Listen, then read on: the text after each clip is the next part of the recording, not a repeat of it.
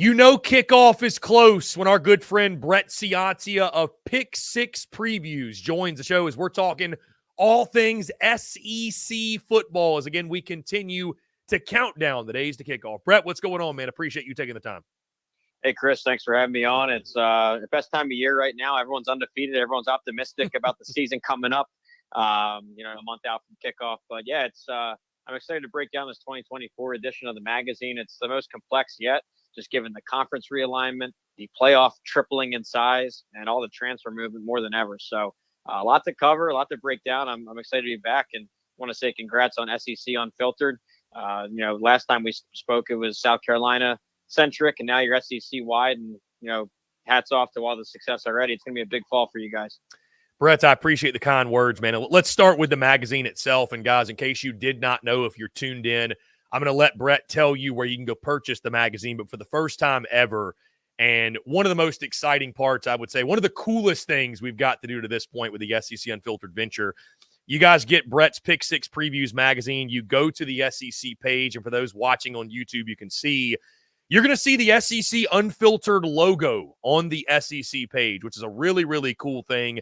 I really appreciate you, Brett, giving us the opportunity, obviously, to support your venture and support the magazine. And it's really cool after all these years, you and I having these conversations, for life to sort of come full circle and for us to have the opportunity to do this. So, again, I say thank you, Brett. If you want to talk about that, go into detail, but also let people know about the work you put into this magazine, because there's so many numbers. You crunch the numbers, I think, better than anybody and deliver it in a clear and concise format. Just give people an idea that work that goes into this and what the process is like, especially with all the things, the portals added to your work slate, all the work that goes into putting this great product together.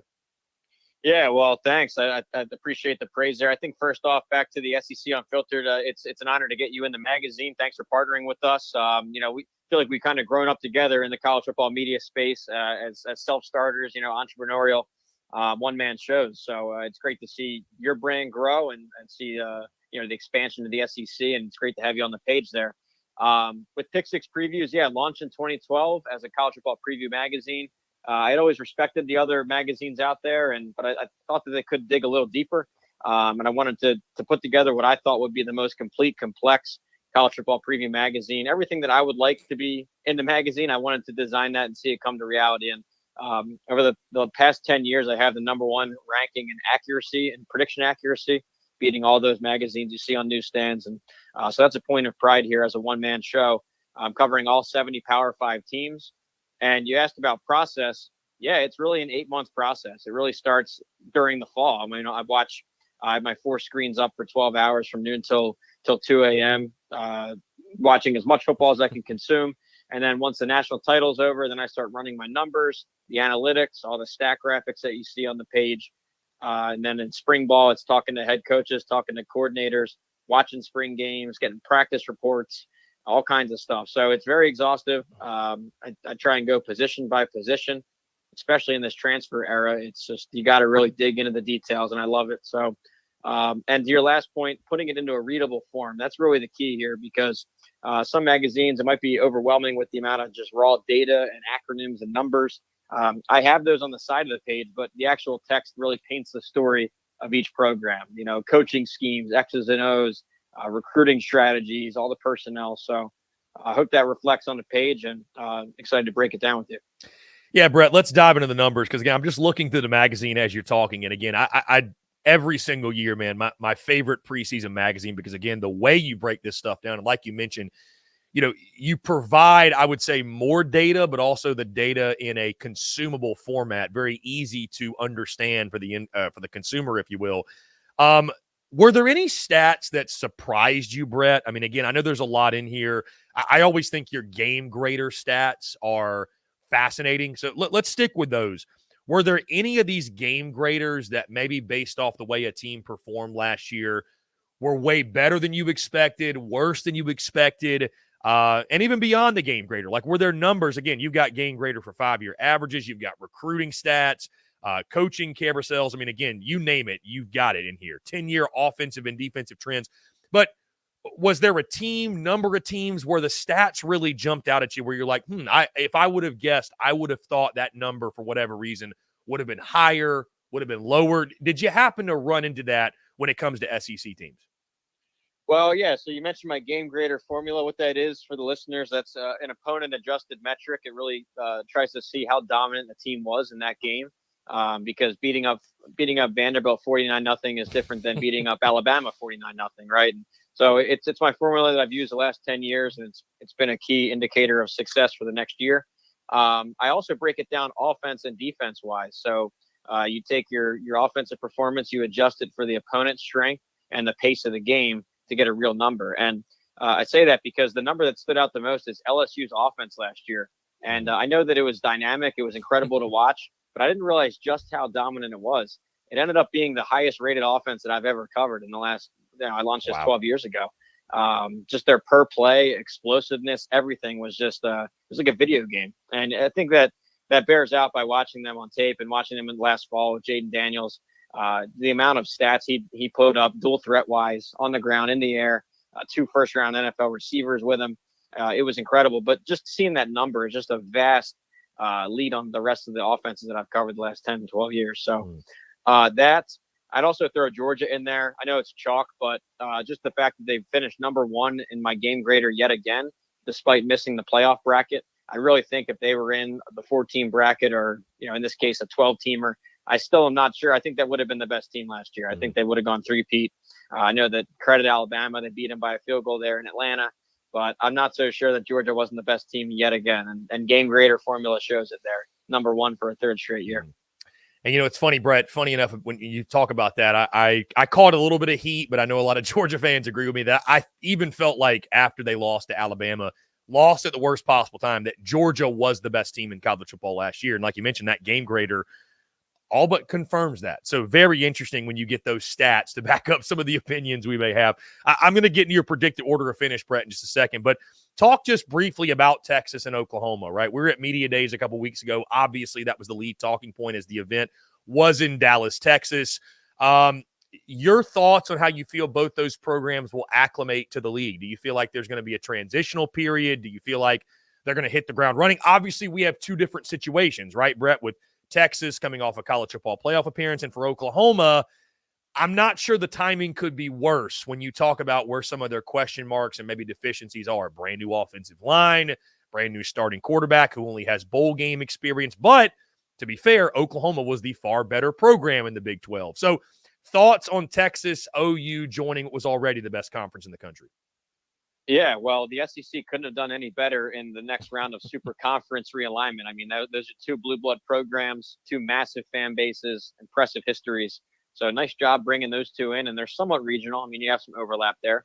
I think when you look at Texas and Oklahoma in their transitions to the SEC, you have to remember this is not the Texas and Oklahoma of 5 or 10 years ago, where it was the air raid offenses in the Big 12, and it was all speed on the outsides and nothing in the middle. These are new, new look programs. Texas and Oklahoma, they've really rebuilt from the trenches out. Texas, their offensive line is massive, one of the best in the country. Just last year, they had 2 All-American defensive linemen. Now they're both gone, but it goes to show that they're building this the right way from the inside out. So I think that they're poised for success in the SEC. You look at their recruiting rankings, top 5 every year now. And a lot of that is the real deal. It's linemen. It's not just receivers and corners. So I think they're built well, and they kind of had their revival season last year. With Oklahoma, I think you're right about it being more of a transitional 2024. But with that said, I think they're well positioned in the intermediate to long future. Again, recruiting is important, but the defensive hire of Brent Venables, I think that he has fixed that side of the ball in such an offense-heavy conference, the Big 12. They went defense, and that's going to really help them out this year and beyond in the SEC. It was a top 10 defense last year. They bring 9 starters back, and they supplemented it with portal players too. So they're going to have to go defense first while they find a new offensive line and quarterback. But and not to get too far ahead of it, but they were dealt a really awful welcome gift to the SEC schedule wise, and that's what stood out too. When you go super conference, you take out divisions, and that just scatters the schedules like crazy. So I had to make this huge grid where I lined up all 16 teams and all their 8 games and who was playing who. And it really popped off the map that Oklahoma got a tough draw. 6 of the top 8 in the SEC, and the only team to get that including 3 playoff tier opponents. So it's going to be a tough schedule in their transition year. Brett, looking at your SEC predicted order of finish, I want to jump to the middle. And guys, again, you can check this out, the full list. We've actually published it on social media, helping Brett promote the magazine and everything else with the content. But Pick Six previews, check out his magazine. Again, I'll let Brett plug where to get it later in the show.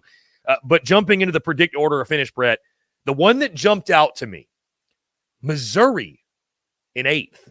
And just for reference, you've got Texas A&M finishing ahead of them at 7th.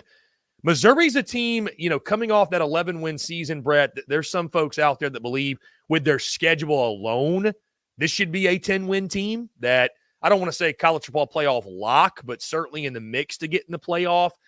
I've seen some people go as far as predict them to be in the SEC championship. But you've got Missouri 8th. Why the skepticism on Missouri? What are your concerns with the Tigers? Yeah, I'll tell you, I'm not making many friends in Columbia, Missouri this year, but I promise you I come at it with respect. This is a really solid team last year. It was a banner year for Missouri, 11 wins, the big Cotton Bowl win over Ohio State, and they did it with both sides of the ball last year. It was a dynamic passing attack. Luther Burden on the outside, really an All-American caliber guy. Brady Cook was elite as a quarterback. So I think the offense brings a lot back. I know they lose their workhorse Schrader running back, but the offense I think will remain at a top 10 clip. My question, my skepticism all comes on the other side of the ball, where last year it was a special defense with Blake Baker, one of the top coordinators in the country. I've had a chance to speak with him several years now, really attacking, blitz-heavy scheme, and you saw it clicking. It was an immediate fix for the defense. Now he was plucked away by LSU. He was given the highest assistant contract in college football history, some $2.5 million. So they bought him out, and then they also lost a lot of their starters to the pros. And I think that they're in for a step back on defense.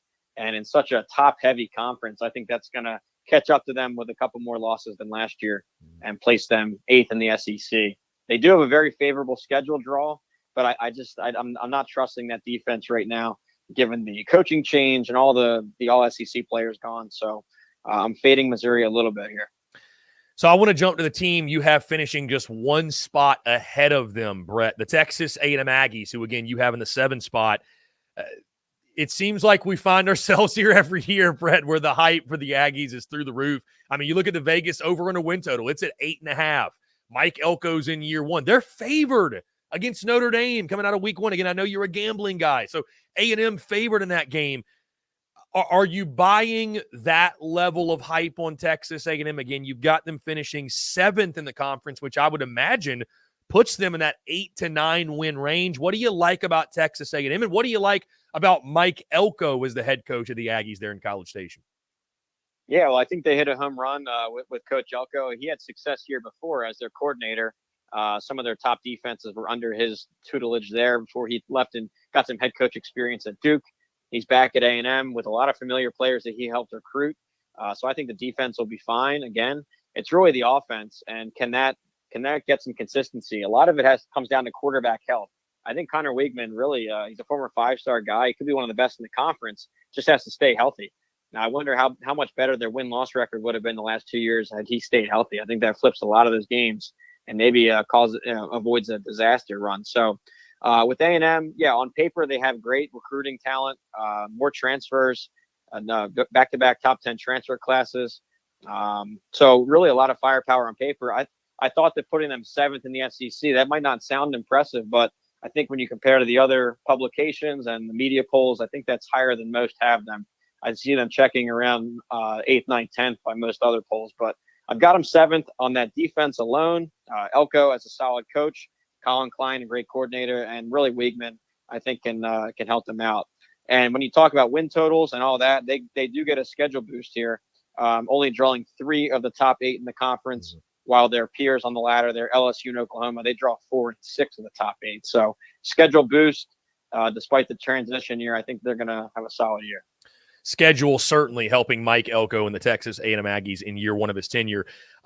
Let's go more towards the bottom of the conference, Brett, and 2 of the most interesting storylines this season. Billy Napier at Florida, Sam Pittman at Arkansas. You could argue a pair of men who are coaching for their jobs. We've gotten first coach fired odds from sports books out there, and Billy Napier and Sam Pittman are near the top of that list. Talk about those two situations and which of those coaches do you think is more likely to make it to 2025? More likely to survive, I think, is Sam Pittman, just because the expectations around the program aren't at the same high fever pitch that Florida has. And given Florida's history, their location in the speed state for high school recruiting, this has to be better than what they've shown. Back-to-back losing seasons, first time in I don't know how long for Florida, decades. So when I look at Florida as a program, I think for them to hit their program ceiling, the one category they really have to hammer home and be elite at is recruiting. I mean, they have the location, they have all that access. And I mean, I'm talking they should be top 5 every year if they want to compete for titles. Instead, he's placed the 17th, the 14th, and the 15th high school recruiting classes. That's not going to get it done. There was no second-year bonus that you tend to expect in a second year from a head coach. They took a step back even. And yeah, you're right about the odds there. I think he's the odds-on favorite, 4-1 chances to be the first one fired. So not to get into those kind of things, but hey, the writing's on the wall there, pressure's up. And a brutal schedule for Florida. They might very well improve as a team, talent-wise and performance-wise, but it might not be shown in the win-loss record given this gauntlet they have. Brett, let's talk about a pair of teams you've got finishing 10th and 11th, respectively, Kentucky and Auburn, because I think both have the potential to be surprise teams in the SEC this year. Not saying they're going to make a college football playoff, but maybe hit 8 or 9 wins, right? Things have to click at both respective stops. But you look at Kentucky, 10 starters are turning on defense. Offensively, they still have weapons. They need Brock Vandegrift to click, but if he does, I think they're getting back to their bread and butter of physicality on the line of scrimmage.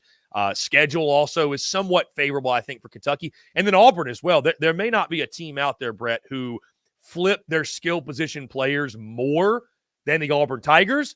It's just, what does Peyton Thorne give you under center after he was the worst in passing yards per game a year ago? And defense should take a step forward as well, be pretty salty on that side. Your thoughts on Kentucky and Auburn? If one of those, if I told you one of those were to go, let's say 9-3, who would you think it's more likely was that surprise team this year? I think Auburn has the higher ceiling, just given their recruiting profile and just the 5 stars they landed at their receiver core. They really upgraded their receiver room, and Coach Freeze compared it to when he signed Laquan Treadwell back at Ole Miss, and really was a program-changing moment for that Ole Miss run. Just bringing that dynamic playmaker on the outside, and they have that with multiple 5 stars coming into the receiver stable. But on a conference-wide scope, I have 9 teams. The top 9 are all in my top 18 nationally. So 9 out of top 18.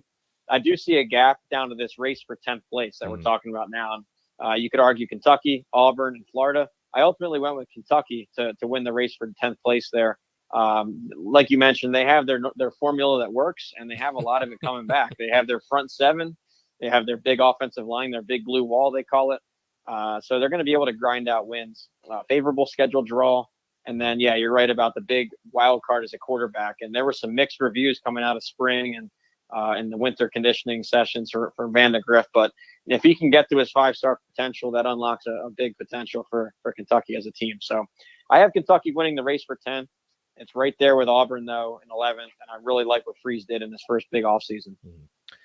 Brett, let's jump back to the top of the conference. You've got Ole Miss finishing 3rd behind Georgia and Texas, which I imagine, and I'm looking back here at your projected college football playoff, yes, would put Ole Miss in the college football playoff. So a double-digit win season. So you're buying the hype on the Ole Miss Rebels. Yeah, absolutely. They're coming off of a banner season last year, getting to 11 wins for the first time in school history, a New Year's Six Bowl win over Penn State. And they bring so much of it back. It's this dynamic offense that Kiffin has built, the tempo, shot offense, Jackson Dart under center. But really what stood out is their transfer game. And I know it's been talked about a lot, but he calls himself the Portal King, and he's certainly backed it up with 3 straight top 2 transfer classes, number 2, number 1, and number 1 again. So that's really the equalizer in a conference with super high school recruiters, top 5, Georgia, Texas, you name it, LSU, Alabama. Ole Miss is not that. They're usually around 20th or 25th from the high school ranks, but he really closed the gap in the transfer game. And you'll see on the page this year that I upgraded my recruiting graphic at the bottom right of the second page of each team. I used to only have high school recruiting in there, but now I've added the transfer ranks, the number of 4- and 5-star transfers they've landed, and even a mock NFL consensus to see how many draftable players are on the roster. So While it might not look impressive from the high school ranks for Ole Miss, that transfer game and the NFL mock really shows that Ole Miss is talented, and I think they're going to take the next step into the playoff this year. Now, the two teams ahead of them, Brett, you've got Georgia and Texas. Georgia finishing first in the SEC. What gives the Dogs the nod in your mind over the Texas Longhorns? Yeah, well, Georgia, I call them the NFL's 33rd team. I mean, it's just an unbelievable machine that they've built there. It's number one recruiting every year. And, you listen to these players talk after, practice notes or post game, they still have a chip on their shoulder. They still think that they're being slighted or underdogs, despite being an NFL roster. So what that means, it's an incredible job by Kirby Smart and his staff to keep them motivated, keep them focused, keep developing. So, yeah, it's just rinse and repeat. They're going to be the best team again this year. Heisman favorite there under center with Carson Beck. Defense is loaded with future NFLers as always. So they do get a tough schedule draw, but I still think they're the best team in the country, and they'll make a nice run in the bracket. Brett, of the teams, and I'm going to take Ole Miss out of this, of the teams, Alabama finishing 4th, Tennessee 5th, LSU 6th. We'll throw A&M and Mizzou in this. Let's say it's not Georgia, Texas in the SEC title. Let's say for whatever reason, either Georgia or Texas doesn't make it. And we've seen all kinds of SEC championship game predictions. Of that group I mentioned, 4 through 8 in your projected order to finish, who would you buy the most stock in as a team to exceed expectations, even as high as they are, but exceed expectations, make a run, and potentially be in Atlanta at season's end? Yeah, I don't know if it's considered chalk anymore, but Alabama. I think that with Saban's retirement, and that was really a defining moment for the sport. I mean, look at the domino effect it had across college campuses and coaching searches, but just losing a legend. So I think when that happened, a lot of pundits and fans just kind of wrote them off. They said, all right, well, the Bama thing's over. That's done. I think that's a little bit unwise. I think they still have a roster stocked with 5 stars and NFLers. I know that they lost some to the transfer portal, but this is really an elite roster. You go position by position, they're well stocked everywhere. And you bring in Kalen DeBoer, a proven winner.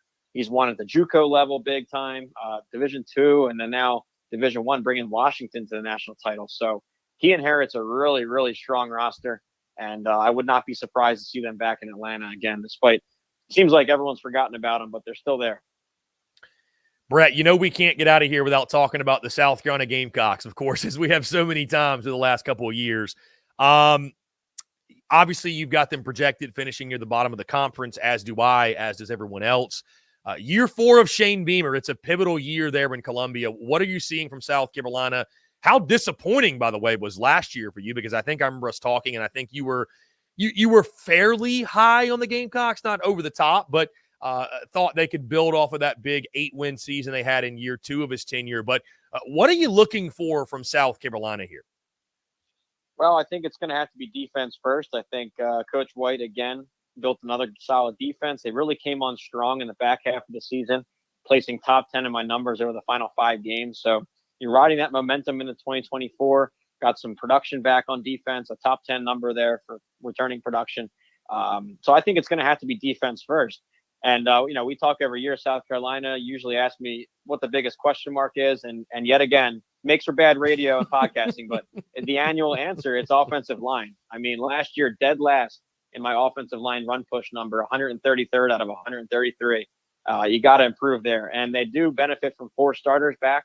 But you wonder, is returning production in that case, is that good production or bad? So they've got to improve the offensive line spot and get a traditional run game back. But the defense will be enough to get them into bowl contention. I think they'll be fighting for bowl season off the defense alone.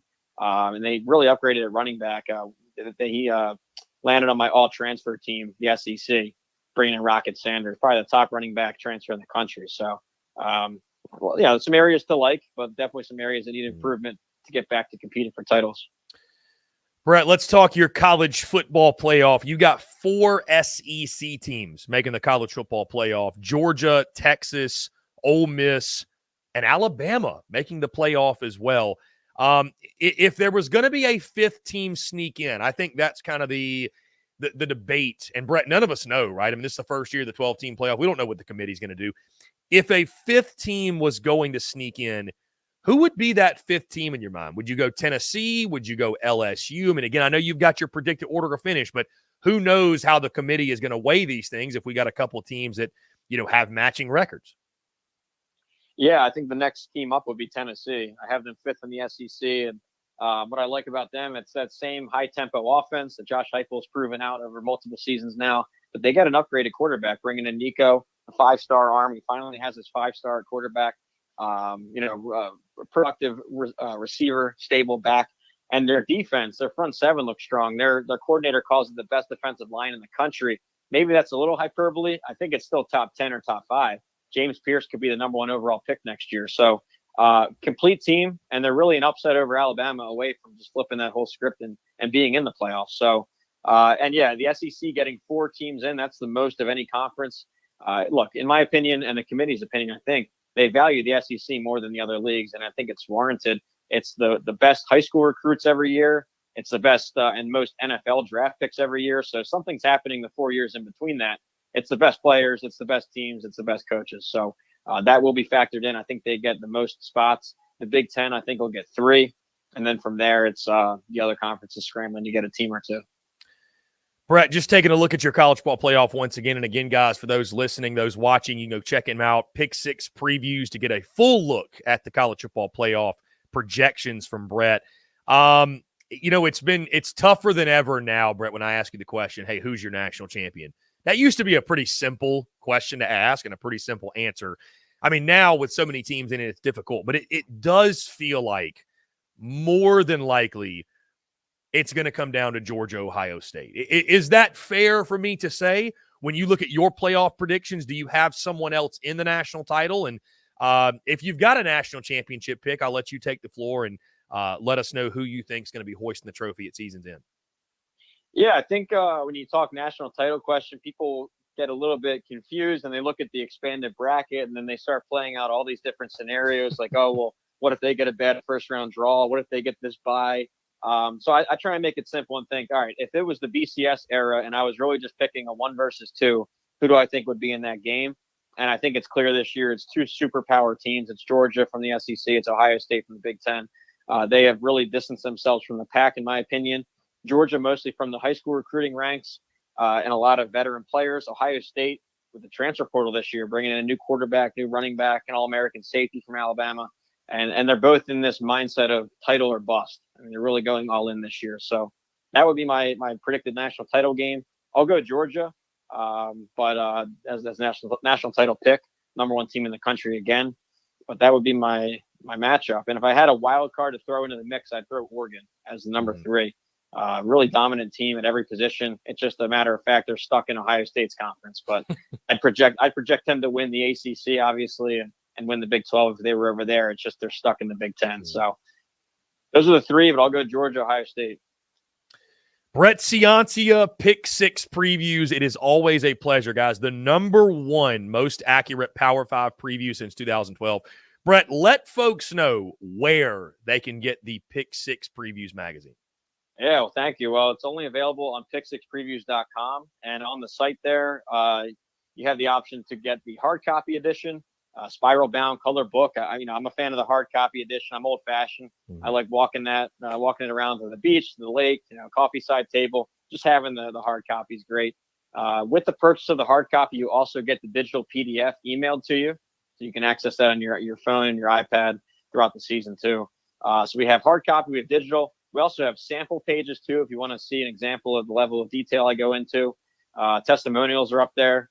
Chris, obviously a great testimonial last year, but even the last couple of days, Josh Pate came in from 24/7 Sports. Chris Phillips, formerly of College Game Day, now at Fox.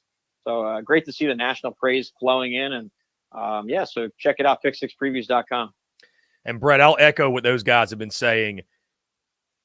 The best college football preseason magazine for my money's worth. I mean, and I'm not just saying that because I like you, Brett. I really do genuinely love having the hard copy in hand, as again, those watching can see in regards to level of depth, in regards to being able to consume for the end consumer, Brett, and jam-packed with information. There's not a preseason magazine, college football-wise, that is better out there. And again, Brett, I can't say thank you enough for giving us the opportunity to partner with you to support this venture, and look forward to doing it more so in the future. Yeah, absolutely. Well, yeah, appreciate the praise, and good luck to SECU in the fall. Hopefully we connect on one of these fall road trips you've got. It sounds like you'll be all over the map. It's really exciting, and I wish you all the best for a big first year. Indeed. Brett, you're the man. Appreciate it as always, my friend. Have a good one, and we'll do it again soon. Thanks, Chris.